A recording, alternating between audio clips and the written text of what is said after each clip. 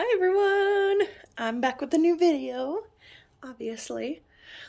So today I wanted to share my COVID experience, what all happened when me and my husband got COVID, and that kind of shit show. So let's get on with the story time. I'm excited to share this with you guys and kind of talk about my experience with it. So it was the beginning of August of last year, like very, very beginning. I think it was August 2nd that I tested positive. And yeah, so I started, I don't know, it was like very mild. I just kind of didn't feel the best, but I didn't think anything of it. And so like I went to work and like my boss was also like really strict about like, I don't know, because a lot of people kept using the COVID excuse, and so she kind of got sick of it, and so she's like, I don't care if you're sick, come into work. Yeah, so I went to work, and then at the very end of the night, I was kind of mentioning, like, I already did all my side work, like, I was completely done with the night, like, already done with my work, we were already closed, everything. And then, like, I just kind of casually mentioned, I don't feel very good. And she's like, it's not COVID, is it? I'm like, I don't know. I haven't been tested, but I don't know. And then she mentioned there's 3 people out with COVID already at my job, and I did not realize that. So then I was like, oh shit, what if this is COVID?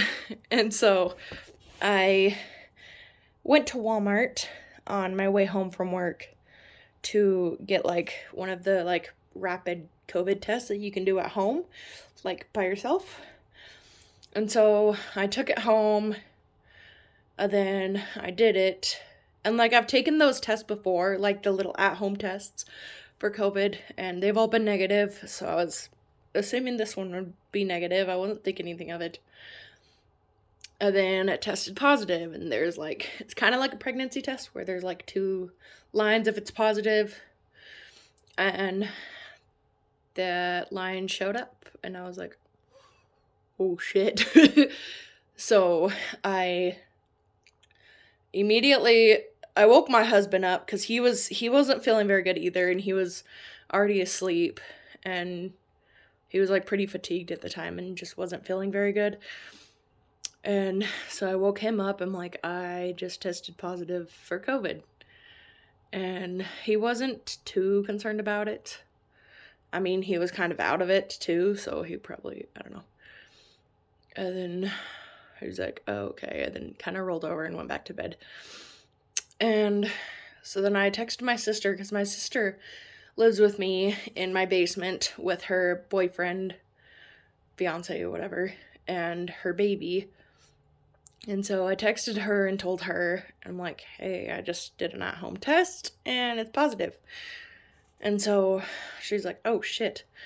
And so I decided the next morning because I was supposed to work the next day too, but I wanted to go kind of get a confirmation that it's COVID. So I went to urgent care as soon as they opened, like 7 in the morning. And they tested me. And it was kind of funny because the doctor's like, well, the at-home tests aren't very accurate. So, like, he was making it sound like he doesn't think I actually have COVID. And so I'm like, oh, okay. And I'm like, well, maybe I don't have COVID then. And then he came back and he's like, so you have COVID. I'm like, oh. So then I had to call my boss, and my boss was kind of annoyed because I was at work with COVID. But I had to be out for 10 days. I told my husband went and got tested, called his work, and he had to be out for 10 days too. That was just the start of it. And then, so our symptoms at that point, so that morning that we got tested, we, like, after I already came back from the doctors from getting that COVID test that was positive, my husband realized he can't taste or smell anything. And so, like, we have, like, a bucket of, like, dog food, and if you've been around dog food, you know it's, like, a very strong scent. And, like, me and my husband both put our heads in that dog food bin, and we could not smell a thing. And we're like, oh, God. So, yeah, then we're like, wow, we really cannot smell a single thing. And then we're noticing nothing tastes like anything. I drank a bottle full, or like a Malibu alcohol, and couldn't taste the alcohol at all. So I was like, oh. And yeah, but at that point, so I had kind of a cough. I was starting to get a cough. It wasn't very bad at this point. It gradually kind of got worse. And then my husband got a really bad fever. My husband had like a fever of 103. And like I was getting really worried about him. Like he just like slept all the time on the couch. He didn't really move much from the couch. He was really fatigued, just like slept all the time. Like 24/7. It was kind of worrying me. I kept constantly checking his temperature and nervous if I had to take him in to the hospital or what I should do, and I kept waiting it out, and luckily the fever finally broke. He started taking like Advil or Tylenol, something like that, to break his fever, and luckily the fever went down. And then so that was pretty much that. We eventually got better, went back to work, and like my cough got better. My loss of taste and smell only lasted like 4 or 5 days.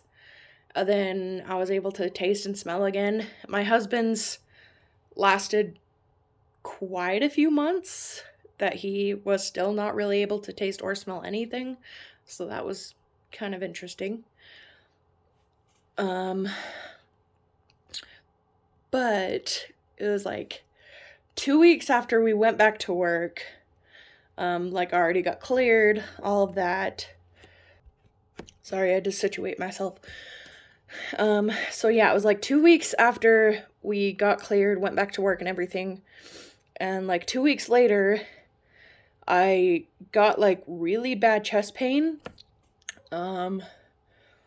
Like it started at work, and like I couldn't tell what it was. Like I frequently have anxiety, and like I have anxiety all the time. I've had anxiety and panic attacks that I've gone to the hospital multiple times because I get really, really bad chest pain. And then, I don't know, my husband is like, what if you're having a heart attack? I'm like, I don't think it's a heart attack. And I end up going to the hospital anyway. And every time it's pretty much anxiety. But, so like I kept pushing it off. I'm like, no, this is probably just anxiety, which is kind of dangerous. But I don't know, I'm used to having chest pain. I'm used to not being able to breathe very well. I do have asthma and anxiety, so that's fun. But so I wasn't thinking too much of it. At one point, I'm like, well, what if this is heartburn? And so I went and got like Tums, and that didn't help anything. And so I'm like, I don't know what's going on. And then one night, it was a Wednesday night for Thursday morning, kind of. It was like 3 a.m. So that whole night was like really horrible. I could not sleep. Like anytime I laid down, my chest pain got so much worse, and like I couldn't breathe. Like breathing in like hurt so bad. Like exhaling didn't really hurt, but like breathing in hurt so bad. Like I was constantly like holding my breath just for like a slight relief of not hurting so bad. All right, sorry, I had to situate myself again. So like I would constantly like hold my breath because I could not breathe because it hurt so bad. Like, I don't know. I kept putting it off, going to the hospital. My husband frequently would be like, let's just take you in. And like I don't know. I'm so used to going to the hospital and they just saying it's just anxiety, and then you still get that ER bill and all that shit. So I really kept putting off going because I really didn't want to pay all that money just to be told just anxiety, even though this was going on for a couple days now, getting significantly worse anxiety. I've never had chest pain this bad. It was so bad. And so finally, like 2 in the morning, like I was crying. I couldn't breathe. It was so bad. I couldn't stand it. I couldn't sleep. I couldn't even lay down. I could barely sit. And so I finally woke my husband up at like 2 or 3 in the morning and told him I need to go to the ER. And so he took me to the ER. None of the doctors really seemed to take me seriously. None of them seemed to really think it was that big of a deal. But they like did a couple like x-rays. They did like a CT scan, and like the biggest thing the doctors were worried about was blood clots, because I did just barely have COVID. And so they said like blood clots is a very common COVID complication after you've had COVID. So like they kept doing like these CT scans and everything, and then finally the doctor said I have pleural effusion, which they said it's like liquid around the lungs, something like that. And so they said that's what's causing the pain, and they said there's nothing they can do about it and just come back if it gets worse, pretty much. And so like I was still crying through this, and like they sent me home and I'm still crying, still in so much pain. So I'm literally walking out of the ER crying because I'm still hurting so bad.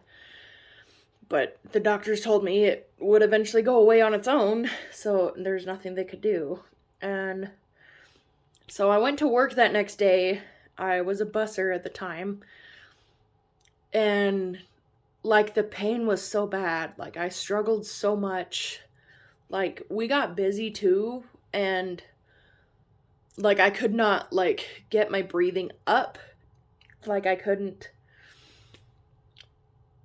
know exactly how I'm trying to explain this, but like when you work out, like your heart starts pumping, and oh my gosh, I'm horrible. But like anytime that happened, like I started like rushing, like it got so much worse. Like there was a couple times like I was in the break room like hunched over a counter just like crying because I hurt so bad. My chest hurt so bad I didn't know what to do. And then even at the end of the night, like we're supposed to sweep the whole lobby, and just that, like I struggled with so much. It was so bad. But so I finally got through my shift and everything, went home. I was still like I was I was almost consistently crying. It hurt so bad. Like that's the most pain I've ever been in my life. And like I went home and my husband like mentioned if I need to go to the hospital again, and I'm like, no, the doctor said they can't do anything. And like it was still like getting worse, but the doctor told me there's nothing they can do, and it's supposed to go away on its own. So I was trying to just trust the doctor, and so I really didn't want to go to the ER a second time, especially, so this was the very next day. And so, I mean, I was just there that night or that morning. So I don't know. So I kept putting it off, like I would take like 4 of the 200 ibuprofens. Nothing would touch the pain. Nothing made the pain go away. The only thing that I would get a slight relief was holding my breath, but you can only hold your breath for so long. So it was so bad. And so finally, like 3 in the morning, I was still like, I got really, really tired at one point, but I still like, I could not lay down because it got so much worse. The pain did. And so like, I finally like, sorry, I had to sneeze. So I finally like propped up pillows against the wall on my bed. and then tried to just sleep sitting up. And so I did fall asleep for like an hour or so, but just woke right back up, still in pain a lot. And so finally, like 3 in the morning, I woke my husband up. I was still like I was hyperventilating at this point. I was sobbing. It was so bad. Like, I can't even explain it. And so my husband immediately got up. Like, he could tell I was a lot worse than I was the night before even. And so he took me to the hospital, all the way to the hospital. Like, the car rides felt like it took forever. Like, I was still like kind of hyperventilating and not breathing very well at all. Like, it was very like, I don't even know how to explain it, but I wasn't breathing very well. As soon as I got to the hospital, the doctors immediately could tell something was up. And so like they took me a lot more serious this time. And so like they immediately rushed me back there, put me on oxygen because my oxygen was very, very low. And so they immediately put me on oxygen. And then, I don't know, it was nice because I felt like they finally were taking me seriously. And so they did a whole bunch of chest x-rays and even more tests and whatnot. And then they told me my left lung was collapsed. So that's why I was in so much pain. I also had pneumonia and pleural effusion, which was what they said the day before. And so, yeah, so that's why I was in so much pain, was because my left lung was collapsed. And yeah, so that was not a fun time. Luckily, so like they gave me kind of this toy. Okay, I guess it's not a toy, but this is what they gave me. And like they kept having me do this in the hospital, and this is supposed to help expand your lungs. So like you're supposed to like suck into this and like get this, get this thing up to like here. Well, like kind of like this. Like that. And so like just trying to get as high as possible, like just keep doing that. And so that helped a ton. I was finally feeling so much better. My chest, like by the time I got out of there, like they kept me in there for a couple hours, but I wasn't in there all that long. But like just this, and like they had me on like morphine and oxygen, and I don't know, they had me on a couple things. And so that was, they also had me on morphine the night before, but it did not touch the pain. It was probably a lower dose, but still. But this second visit went so much better. They actually took me seriously. They could tell something was seriously wrong, and so like they were on that shit. And then, yeah, so they had me keep doing this. Like by the time I walked out of the hospital, like I wasn't 100% obviously, but I was doing so much better than I was before. And they had me just keep doing this, and eventually my chest did get better. And so, yeah, I was so grateful that the doctors finally took me seriously the second time, because they weren't the first time. But yeah, so I had a collapsed lung, pneumonia, and pleural effusion. And the doctor told me, so like this was an after effect of COVID. They told me this is like pretty much like all that happened because of COVID. So they kind of explained it like, because of the COVID, I got pleural effusion, and then the pleural effusion made it painful to breathe, and so I wasn't taking deep enough breaths, and so that's what caused my lung to collapse. And then I got pneumonia on top of that. So that was my whole COVID experience. Because like 2 weeks after the whole COVID thing, I ended up with collapsed lung, pneumonia, and pleural effusion. So that was fun. But that's pretty much it. I thank you for letting me share my story on here. I did notice my comments are off on my previous videos. I don't know why. I will try to fix that if I can. So hopefully the comments are on this one. And if they are, comment down below and let me know what you want to see next. See let me know what kind of videos you want to see, kind of if there's any like story times you want, if you're curious about anything, I don't know, just ask me questions, and I would be happy to do another video because I really like doing this. And yeah, so thank you guys so much for watching, and I appreciate you guys. Bye.